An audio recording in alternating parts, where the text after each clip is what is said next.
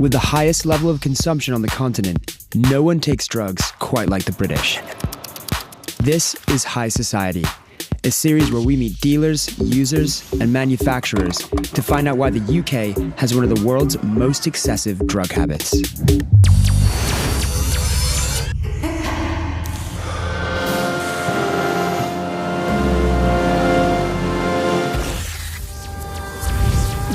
When it comes to MDMA, the UK statistically takes more in one session than any other nation on Earth. First time you take it, it's like unreal. And there's like loads of drum and bass, loads of lights, and then everything was just like, whoa.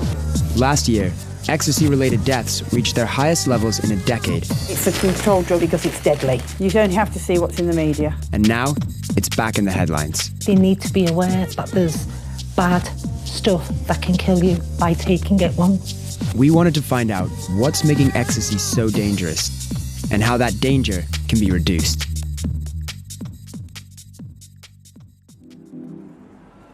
So we've had a vague promise from some teenage drug dealers that they're going to meet us here on the strip in Dalston and tell us what it's like selling ecstasy to people. How's it going? You guys walk up and down the street asking people if they want drugs. By and large, what's the most popular drug around here? Mandy and pills.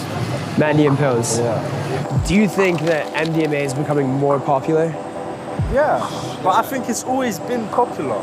Yeah. Like, I think it's always been that drug. drug. It's like any happy drug. Yeah, like, like, if you're happy, like it's always gonna be like attracting people, innit? Like I'm on MDMA right now. Are you? He's on MDMA right now. How are you feeling? He's got the buzz in now.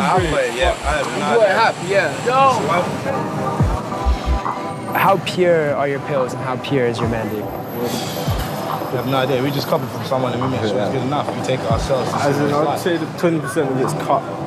All sorts of shit, left and that. Pills come from Holland, that's why I know. Come from Holland. At best, British street dealers will only have a vague idea of what's in their drugs. And that's because ecstasy, whether it's too weak, too strong, or too adulterated, is largely manufactured in Holland. And since the advent of the dark web, Dutch pill makers have been shifting 50 kilos of ecstasy per month. Why smuggle drugs when you can just mail them anonymously with legitimate couriers? To see how the authorities are trying to stop these packages from reaching dealers, we met with UK Border Force. So, what's in these parcels here? These two specific parcels are believed to contain MDMA, ecstasy, E. You get all sorts of sort of modern brands that will appeal to young people. We'll have a WhatsApp brand, we'll have a Burger King, we'll have a Shield, we have the Lick one, we get like a speech like the Rolling bubble. Stones. That's it, we get yin and yang, yin and yang. So obviously you can't intercept every single package. I guess the question is how many slip through the net? That's hard to say. And that is so hard to say how many. And we wouldn't speculate on that, but it's not something we would even give a percentage on. It. The statistics are for the statisticians. We are all very intelligent here at Border Force. That's what we're paid to do. And we do work hard for Border Force and we do stop an awful lot of drugs. This is the room where we do all our testing. Do you have to count all those individual pills? We have done in the past, yes. But we're advised not to. Because of touching them, we try not to touch them as much as possible. Do you find it a little bit exciting? Yeah, it's always exciting. It's always interesting, exciting. A bit like it's not Christmas, it's not the opposite of. It's never something that we're blasé about. Yeah. Because this is a Class A controlled drug, and it's a controlled drug for a reason, because it's deadly. You don't have to see what's in the media. Then you can see that the red is the library scan for MDMA. You can see the points where it matches at. So yeah, that's definitely MDMA. Again, you can see here, this is actually, the product is in raw form. Okay. Here, and also, but there is a small twist of tablets in here, which may be, we have had them in the past been labelled commission on them for the importer. Or commission, or it may be that it is actually a sample pack. This is particularly noxious, this stuff is. If we just get a gram on our fingers and then forget what we're doing and... Yeah. Be a very happy day. Do you ever get pill presses sent here? We do. On occasions Really? we find pill presses, yes. And I suppose the raw chemicals that come in, maybe those are used in the pill presses. They can be used in them. With pill presses, they're not actually anything that we could see, so we refer them to other agencies for them to be able to decide whether they can take any action or not. But we all know it would be impossible for Border Force to look inside every package. And judging by the ready availability of ecstasy everywhere in the UK, it's difficult to see how their current approach is any less futile than trying to take a piss on ecstasy. In fact, we found 2 young entrepreneurs in Brighton who had no trouble using the dark web to sidestep Dutch competition and, in the true spirit of Brexit, bring pill production to the UK. We're in the house now where the pill press is, but we don't want to be too loud because the parents are downstairs. Hello. Hello. How's it going? Yeah, right. You look sick. Bro, turn your phone on silent because it's fucking identifiable ringtone. Oh no, I can't because these fucking gloves, bro. Are you using your tongue on the touchscreen? Yeah. I've literally never seen anyone use an iPhone with their tongue as a finger. How does it taste? Like MDMA. So how'd you get this machine? Used colleague got information I got from dark web to buy it. So you frauded it, basically? Yeah. I'm not going to tell you wherefore. Yeah, it's fine. Yeah. How do you think the dark web has changed the drug industry in the UK? Crazy. You can now purchase drugs like you can purchase a fucking microwave. But it's not coming through international gangs and syndicates through Holland? No, we're basically their competition. So what are the things that go into a pill? MDMA, microcrystalline cellulose. I use like a, whoa, shit. I use a premium mix. All right, well, can you show me how it works? Yeah, man. So that, yeah, it's just, do you know what I mean? So it doesn't come out of a fucking laboratory. People think it's clean and shit. And how much are you making in a batch usually? I know I stayed up one night, I did 1,600 and that before Glastonbury. When? Oh yeah, 5,000 over a week. A week it took. Where's the shit? Right, so now we've got 11 grams in here in total, yeah, 3 grams of MDMA and then fucking 8 grams of the binding agent, yeah? So just add a little bit of colour to that. Right, so we get this, we stick this in here. Whoa. We generally try not to spill in here. We just crank them out like. It's set real nice, isn't it? You've got red McDonald's, so the stamp is a McDonald's.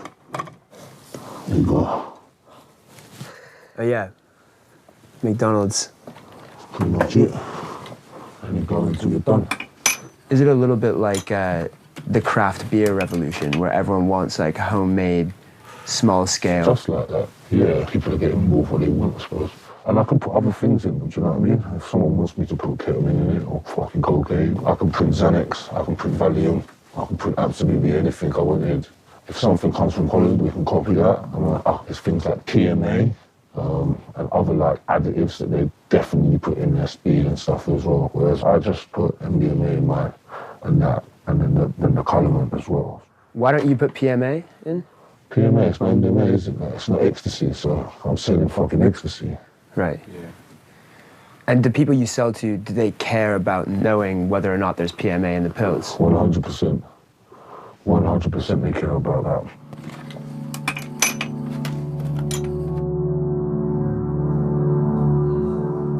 Tell me exactly what's happened, please.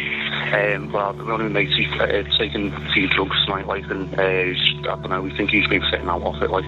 Put your ear next to his mouth. Can you feel or hear any breathing? These questions are not delaying. Not breathing, no. Pardon? It doesn't look like he's breathing, no. What drugs did he actually take? I think it was ecstasy. Ecstasy, okay. Yeah. They left the house about 4:30. They went to a rave. Normal warning, don't be taking anything. Shouted, I'm not stupid, Mum. And then he went. As soon as I seen the police lady, I just said, Gary, please no. She brought me inside, and that's, we've got to tell you, that your son died. Gary Bass died from taking a pill laced with PMA, a substance that's more poisonous and takes longer to kick in than MDMA. Users can think that their pills aren't working, leading them to take a fatal dose. These kids who don't do drugs all the time, just do it when they go to raves or they go to festivals or just go out for a night, that they need to know, they need to be aware that there's bad stuff that can kill you by taking it once. Apparently there is some kind of place in Holland where you can have your pills tested. They have like lists of all the ingredients that's in the tablet, and I wish that would have been around when Gary went out that night. Drug testing isn't only important because of adulterants like PMA, it also allows users to know how much MDMA they're taking. And that's especially important this year, when pills are the strongest they've been in a decade. A normal pill contains about 80 milligrams of MDMA, but recently, they've been weighing in at 240 milligrams. To understand why these pills are popping up, we spoke to Adam Winstock, founder of the world's largest global drug survey. A lot of the things we've been hearing about MDMA recently have been super strength pills. Why has this happened? Why are we so obsessed with pills being more dangerous and more strong now? I think it's to do with new manufacturers trying to make a place in the marketplace. It's effectively a pissing contest. People going, we've got the best pills, and they equate tragically that better pills are stronger pills. I mean, if there was a plea I could make to MDMA manufacturers, it would be, guys, standardise your pills, always have 100 milligrams in and score them 4 ways. I mean, it would be fantastic. People could test those, take a quarter of a pill, see how they feel, and there would be consistency. Okay, so we're here at Fabric, where 2 teenagers have died, probably of ecstasy overdoses. Does closing down nightclubs offer any kind of solution to deaths from drugs? No, because people who choose not to go to Fabric will clearly go and take drugs elsewhere. And Fabric clearly invested a lot of time and effort to try and make their clubs as safe as possible, and I think they did a lot of really good things. But I don't think enough clubs are upfront and honest enough that drug taking takes place.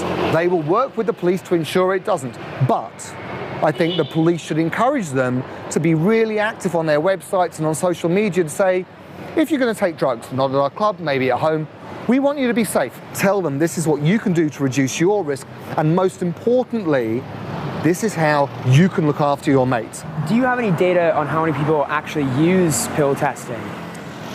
So we've actually just done this as part of the Global Drug Survey mini-survey this year. So we had about 12,000 people from around the world. In the UK, it was about 2.5% of people said they'd used reagent testing kits in the last year, but over half said they'd be interested in getting pill testing done if it was available. When asked about the possibility of pill testing in clubs, Theresa May is quoted as saying, "If somebody has purchased something that the state has deemed illegal, it is not then for the state to go and test it for you." Despite that strong stance, this summer, the drug testing movement had its first success on UK soil. Over here is The Loop, which is an organization that for the first time ever has got an on-site area at a festival where you can get your drugs tested, and you can actually hear people, having received the results, yelling things like, "Yay, my pills are strong," or presumably, "There's rat poison in my cocaine." What are you crushing up there? So I've just been handed a bit of a pill, a bit of a blue pill. Okay. And now I'm going to run it on this machine. It has an infrared laser so that you can then identify illegal drugs and legal drugs and lots of other typical things that you'd find in pills. Right, like baking soda or something. Like baking soda and like chalk and like, you know, things like paracetamol and all sorts of things that... What's the worst thing that stuff gets caught with? Actually, we just had another pill come in just now, which we might send a warning out about, that contained a quite unpleasant drug called pentalone, and that caused someone to have a psychotic episode last night. So here, really? Here, yeah. So this is just a regular ecstasy pill? This is, yeah. So it was a blue Tesla. Tesla pills were around last year, and what that often means is that they're then not very good the subsequent year, because you get lots of copycats that try and use the fact that it was a really good pill the year before. And in fact, that's what we've just found. So it looks like it contains MDMA, but there's not much MDMA in this pill at all. So not dangerous, but just not a good pill. It's not dangerous. So yeah, it basically just means it's all filler. One girl had found a baggie of mysterious white powder on the ground. And rather than employing the time-honored method of taking a bump and crossing your fingers, she left it to the professionals. Are you coming back to collect your results? Yeah? If you just bear with me, I'll just go and check that the results in for you. 1 second. Where did you find these drugs? I was out last night and I found them on the floor. It was a full baggie, so I was curious about where it came from. What are you hoping it is? I mean, if you got free cocaine, that'd be great. Okay, so I've got your results, and as you said, you believed and thought that it was cocaine that you brought into us. It actually came back that it was ketamine. Really? Yes, it did. We offer a free disposal service as well, so if you wanted us to safely dispose of that for you today, we could do that as well. Is that something that you would like us to do? I don't take it myself, but I know some of my friends do, so... Do many people opt for the disposal option? We have had a few, yes. So if it's something that is of concern, then they've handed it back to us. What other drugs are you taking? Pills. Have you got those tested? No. Isn't that the one that you'd be the most worried about, though? I got it off my friend whose friend got them and supplied them, and there's a website called Pill Report. Yeah. That's really, really helpful because you just type in what you've got and it pretty much gives you a running commentary of people that are taking it. Right. Do you think that anyone in the government might say this is encouraging drug use rather than detracting from it? I think it's an easy criticism to say that we're encouraging drug use. What we hope is we're reducing drug-related harm. More than 50 people a year die from ecstasy in the UK, and that figure's rising. So I think there's a desire from everybody on site to be trying to reduce drug-related deaths. What I've got is a brilliant group of volunteers who do have that expertise, and so they're helping us put that dream into practice. Does it ever worry you, like not knowing what's in your drugs? Not really. It does worry me a bit. Does it? I mean, a little bit. Everybody knows that millions of people take ecstasy every weekend. They should know what is inside the tablet. It's the nature of humans. We're going to get munted. Ecstasy doesn't have to be a drug that makes it into the tabloids every week. When Border Force intercepts a haul of super-strength orange Tesla pills, they proudly dispose of them. But for the shipments that slip through the net, the Loop's approach is to send out a warning that could potentially save lives. We can't make manufacturers slow down their super-strength arms race, and we can't force them not to cut their pills. It's also pretty clear that we can't stop British people from taking ecstasy, but we can make it safer. And to be honest, if most people saw what they looked like after caning a half gram, they'd probably decide to cut down anyway.